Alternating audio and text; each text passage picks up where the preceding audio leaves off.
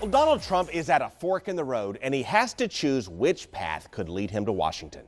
I'm really smart.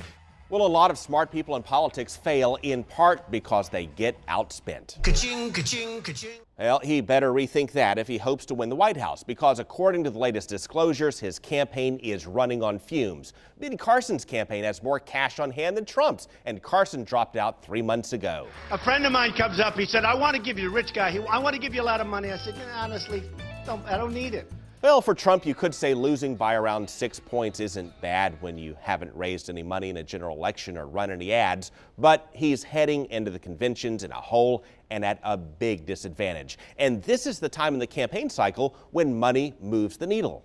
Above the fruited plain. Remember how President Obama and the pro-Obama super PACs bombed Mitt Romney? They did it at the same point in the cycle, early summer, just before the conventions. Mitt Romney made over $100 million by shutting down our plant and devastated our lives. They defined and branded Romney as a vulture capitalist who feeds off of the misfortune of others. When we built that stage, it was like building my own coffin. Romney could never recover from that, and now Hillary Clinton and her allies are bombing Trump. He is a con artist. A phony. Branding him as a hair-triggered charlatan who disrespects women, and he does not have the money to retaliate or respond with ads of his own. Bimbo, dog, fat pig.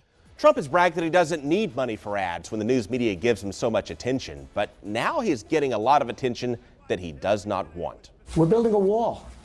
He's a Mexican. We're building a wall between here and Mexico. Claiming a person can't do their job because of their race is sort of like the textbook definition of a racist comment.